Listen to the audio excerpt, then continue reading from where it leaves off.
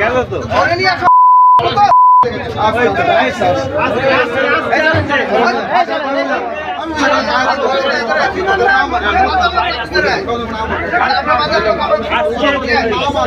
কি করছে একা থেকে লাভ আছে?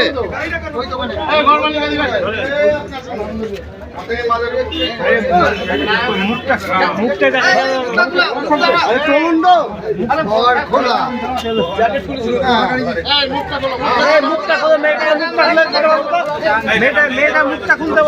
প্রত্যেকটা ছেলে মেয়ে কিছু আমি বাজারে যা খবর পেলাম 500 থেকে 800 টাকা আধা ঘন্টা সময় নেয়। আধা ঘন্টা সময়ের মধ্যে 500 টাকা বা 800 টাকা দিতে হয়। চপের দোকানের আড়ালে রমরমিয়ে চলছিল দেহ ব্যবসা। মাত্র আধ ঘন্টার জন্য ছেলে মেয়ে পিছু নেওয়া হতো 500 থেকে 800 টাকা। 5 টাকা চপ বিক্রির আড়ালে এমনই ধান্দা জুড়েছিলেন ওই দোকানদার। বিষয়টি জানাজানি হতেই দোকান থেকে পালিয়ে যান দোকান মালিক। তবে অর্ধনগ্ন অবস্থায় ধরা পড়ে যায় এক যুবক। এমনই ঘটনাকে আজ শুক্রবার সকালে রীতিমতো চাঞ্চল্যের সৃষ্টি হয় নদিয়ার তেহট্ট থানার অন্তর্গত বেতাই বাস স্ট্যান্ড সংলগ্ন এলাকায়। ওই এলাকায় বেতাই উচ্চ বিদ্যালয়ের উল্টো দিকেই রয়েছে একটি চপের দোকান। পায়েল রোল সেন্টার নামে ওই দোকানটিতে চপ বিক্রি করেন মন্টু বিশ্বাস নামে এক ব্যক্তি। কিন্তু চপ বিক্রির আড়ালে দোকানের মধ্যে একটি রুমের ভেতর রীতিমতো দেহ ব্যবসা চালাচ্ছিলেন মন্টু। কম বয়সী ছেলে মেয়ে থেকে শুরু করে কলেজ পড়ুয়া ছাত্রছাত্রী সহ বিভিন্ন এলাকার গৃহবধূরা অনেকেই ওই দোকানে গিয়ে একান্তে সময় কাটাতেন। এর জন্য টাকা নিতেন দোকান মালিক। 30 মিনিটের জন্য যুগল পিছু 500 থেকে 800 টাকা নেওয়া হতো। মন্টুর ওই চপের দোকানের আড়ালে এমন মধুচক্রের খবর অনেক আগে থেকেই জানতেন এলাকার কিছু বাসিন্দা, কিন্তু পোক্ত কোনো প্রমাণ না থাকায় কেউই মুখ খুলতে পারেননি। তবে আজ ওই দোকানে এলাকার কয়েকজন খরিদ্দার খাবার খাওয়ার সময় মন্টুর সেই গোপন রুম থেকে অদ্ভুত শব্দ শুনতে পায়। জানি তাদের রুমের মধ্যে সন্দেহ জাগে। তারপরেই তারা জোর করে সেই রুমে ঢুকেন। দেখেন একেবারে অর্ধনগ্ন অবস্থায় এক যুগল আপত্তিকর অবস্থায় রয়েছে। স্বাভাবিকভাবেই সেই মুহূর্তে এই ঘটনায় এলাকা জুড়ে রীতিমতো শোরগোল পড়ে যায়।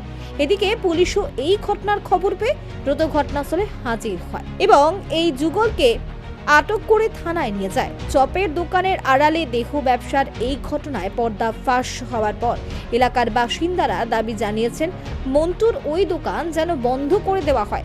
বেতাই বাজারে ওই দোকান যেন আর না খোলা হয়, কারণ এই ঘটনায় এলাকার পরিবেশ নষ্ট হয়েছে। এই যে বাস স্ট্যান্ডের উপর একটা অবৈধ কারবার, আপনি কি বলবেন? আমরা দেশে ঘাপিয়ে গেছি যে বেতাইয়ের মতো জায়গায়, একটু জোরে বলতে হবে, বেতাইয়ের মতো জায়গায় যেখানে আমরা বড় হয়েছি, বেতাই বাজারেই বড় হয়েছি, দীর্ঘ 40 বছর বয়স হলো আমার প্রায়। আমাদের অভিজ্ঞতা নেই এরকম কোনো ঘটনা ঘটেছে বেতাই আগে। মন্টু চপ বিক্রির আড়ালে যে এরকম একটা ঘটনা, এরকম একটা ব্যবসার সাথে জড়িত, আমরা এটা দেখে লজ্জিত।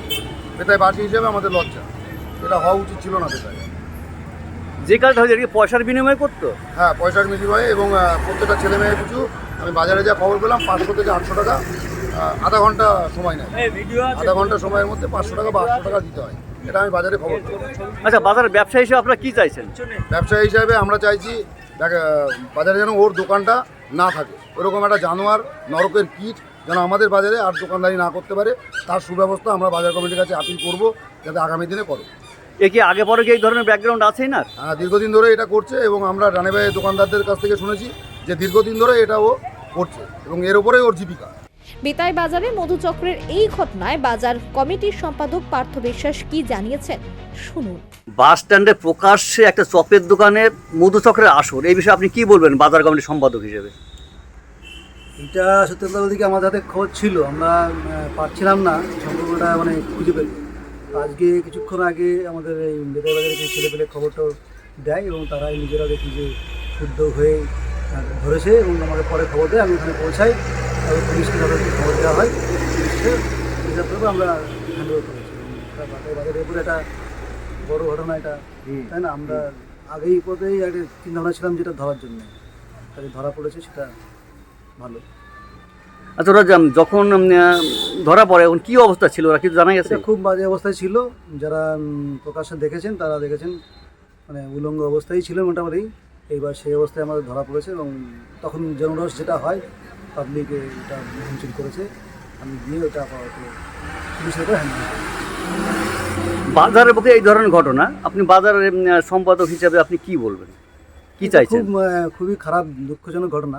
আগামী দিনে যাতে আর না হয়, আর বাজারের উপরে সেটা আমরা নজর রাখছি, আগে পরে রাখি আমরা নজর, কিন্তু এটা আমাদের খবর ছিল বলেই আজকে ধরতে পেরেছি। সেই জন্যে আশা করি আগামী দিনে আর এরকম কিছু ঘটবে না।